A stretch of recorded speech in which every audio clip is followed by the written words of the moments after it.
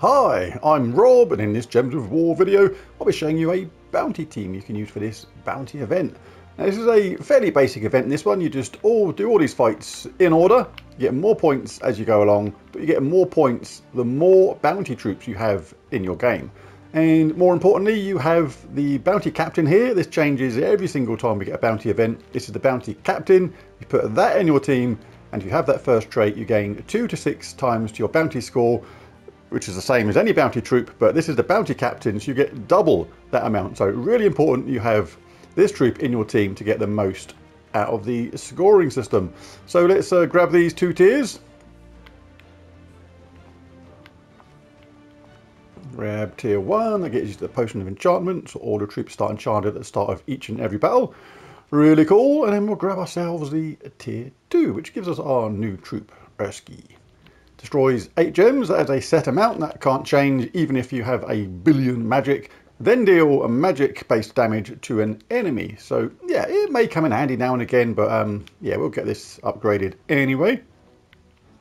And the further you go, the more of them you get. You can get enough to get them mythic level just by spending absolutely tons of gems, but I'm going to do it by just upgrading it by the normal system. Except for you have the Orbs of Ascension, you can actually use those instead, but if you're a newer player, I wouldn't recommend it this way. Save your Orbs of Ascension for saving up for Orbs of Power to get yourself Zul'Goth in the long run. Oops, nearly done that wrong then. Let's do a major Orb of Ascension to get it straight to Mythic. But like I say, if you're still hunting Zul'Goth, you want to save those Orbs. Just keep hold of them. You're going to need them for getting Zul'Goth eventually. Right, so let's upgrade this all the way. Get our little Erskine bear fella who's going to poke you with a twig. That's it's quite a bit of damage for getting poked with a stick like that. Or is he going to punch you in the face at the same time? Looks like it. It looks like he's going to punch you in the face and then stab you with a stick. Anyway, I overthink stuff. Right, let's go back to the event. Bounty. Right, so we've done that. We've got our geezer there powered up. What should we do? Right, this is a okay team. I like this one. There's a few different viable bounty teams. I'll show different ones every single time if I can, just to mix them up a bit, but there are a few set in stone ones which are by far the best. So we'll edit out our previous bounty captain and we'll get our new fella in. What was he called? Erskine. There he goes. Stick that in there. Now you do need to have 4 different troops for this. You're not going to use your hero for this. And in this team we're going to have War Elephant. It gives magic based life and 2 magic to all allies below him, so important he goes on top. Then creates a Skulls. Reduced damage from Skulls by 25% means he's fairly tanky in first place, and gains 3 to all skills if in first position, which is really cool as well. And there's obviously a bounty hunter. You need all bounty hunter troops to get the most of the score from this. Goblet goes really well to protect our War Elephant. Entangles the first 2 enemies or gives half mana to the first 2 allies. Gains an extra turn. So really cool. You're either going to entangle those top 2 troops, which keeps our elephant safe if he fails to align any skulls when you cast that, or give half mana to the first 2 allies, which is this troop here and our elephant. So they work really well side by side. Sister of Nightmares starts battles with 75% mana and deals magic based damage to the last 2 enemies and inflicts a random status effect upon them and poisons them.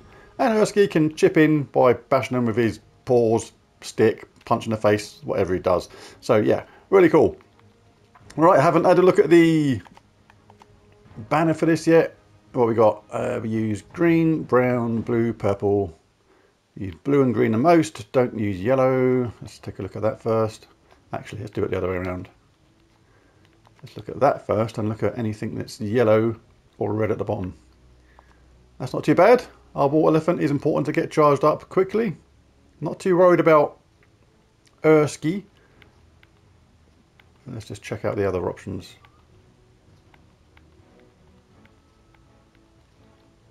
Oh, I like that even more. I like that even more. Right, so yeah, Fox banner from Violet Pacia class. Doesn't matter for this, your hero is not in a team, so you do not benefit from anything regarding your hero on this. Right, so let's dive in and see what we can do.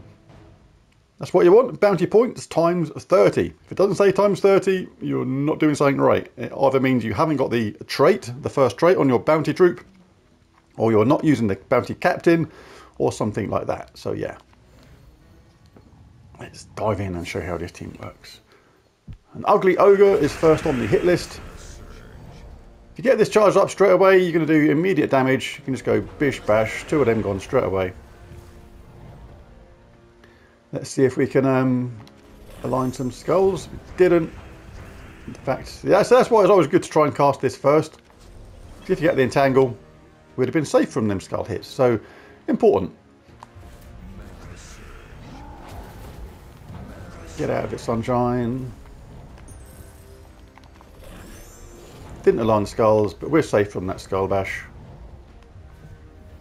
Oh, could have used my bottom troop then. Wasn't paying attention. Forgot about the new troop, and he's sitting there thinking, look, I can poke with a stick, I can punch in the face, bash with my paws, and you forgot about me. Always got to remember how these new troops work when they come along. What are the benefits of its traits anyway? Bonus green is good. Yeah, bonus green is the main thing. So not too bad. Always grab 4 matches when they're there though. So you can cast this right away, but the thing is with that, if you do it that way round and you get the half mana option, your elephant's sitting there and it's already got the full mana. So you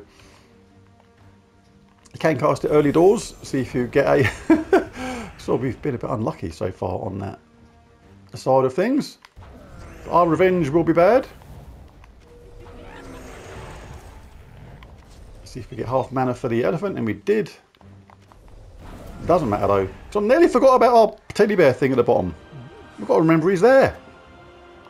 It's not like he's got a forgettable face or anything. He's kind of... I was going to say he's kind of cute, but it's a teddy bear thing. Oh, I don't know.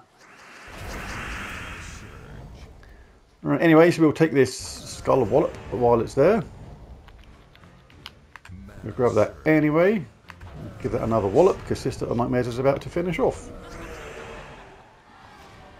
Right, I've jumped forward to the last few stages. All you've got to make sure you do here is just cast your elephant at the right time. If you're a newer player, we've just wiped someone out straight away there. I do recommend when you cast this first over your war elephant, because if you get the entangle first, you're going to be safe from the skulls.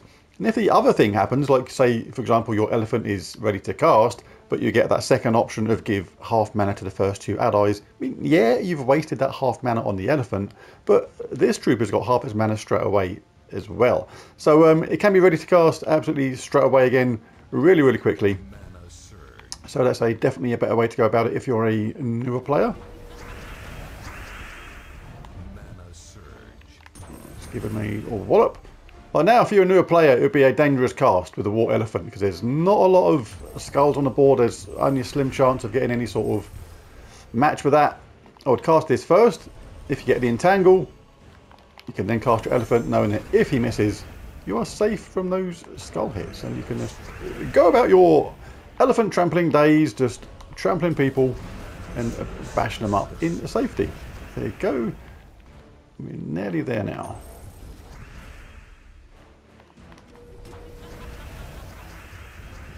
Can Elephant go out in a blaze of glory? Can he get the skull match we need? Go on, Elephant. Yes. Next stage.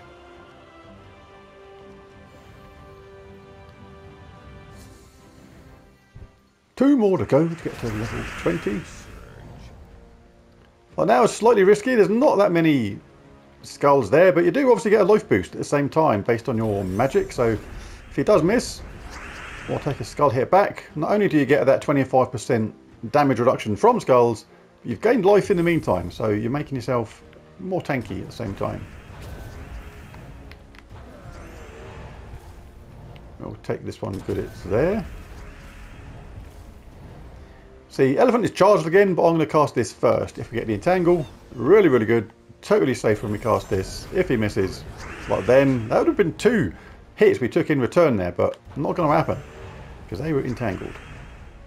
Now we can hit him with our Sister Superior. Let's grab that first though. Let's not waste that kind of juicy stuff. And of course, when Sister Superior casts as well, not Sister Superior, Sister of Nightmares, those status effects could be Death Mark. And then they can just die absolutely straight away, which is really cool when that happens. Let's get our little cubby bear thing getting involved in the action. No more skulls there right now, so let's see what we can do. In fact, we've got nothing there right now for us. Got a nice extra turn though. There, Near Doom. There's Sister of Nightmares. Elephant says, I'm going to steal the glory, not you, Sister of Nightmares. Alright, let's just do this last level 20 and then that will be it. Done.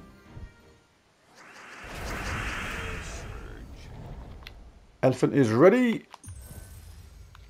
I do prefer it though when we've got the top troops entangled, especially on these later levels. It's kind of essential if you're a newer player in a way. For this reason I might just collect that. Let's cast our Sister of Nightmares, see if we get lucky with those status effects. Let's see if we get the entangle. Nope. Didn't get the entangle, but she is like halfway to being done. Look, 5 out of 11. So if we got a Mana Surge with that, she's ready to go in again anyway. And we still didn't get the entangle. Hey ho. That's the way it goes sometimes. Quite a few skulls there. We are going to get a boost of life when we do this. Oh, see, that's the danger, you see. Look how much of a walloping my elephant took then. So it is better, if you can, to get that entangle going first. 50-50 chance every time we're getting it.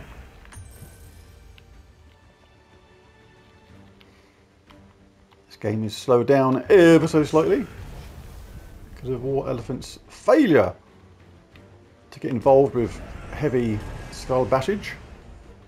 That is the official term. Not. Come on. She's refusing to do the entangle. How funny. Right. Entangle. Thank you.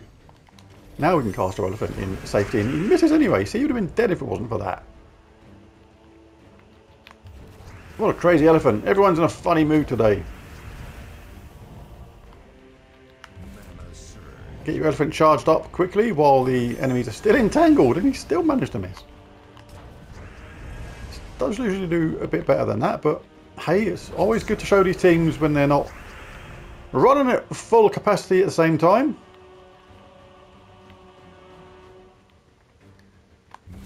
Grab that. I remember these in the early days, this event being really satisfying to get to level 20. I'm not taking that because we're going to give them a skull hit, which we don't want. Not a lot of other choice though, so we'll take what we're given. Still wants me to give him that skull hit over there, but it's not happening. We'll give you that skull back though, and we'll give you that one and get rid of you. Will we get the entangle? No. It's just like, how many times was that? 5 in a row? Elephant, you're up. Do not let me down. And of course he lets me down. Well, this was a funny last game. 50-50 chance for her to entangle the first 2 enemies. But, what was that, 6 in a row? Where she just refused to do it? Whatever. But the cool thing is, like, that half mana now would go on to Sister of Nightmares. We lost the elephant, but she'd done the entangle this time. See, when we don't want to do the entangle, don't really care about it so much anymore. Decides to do the opposite thing. That's the way Gems of War goes sometimes. Anyway, there's you go. There's you go. There we go. Up to level 20 done. Let's grab our rewards from the shop. Or from the reward area.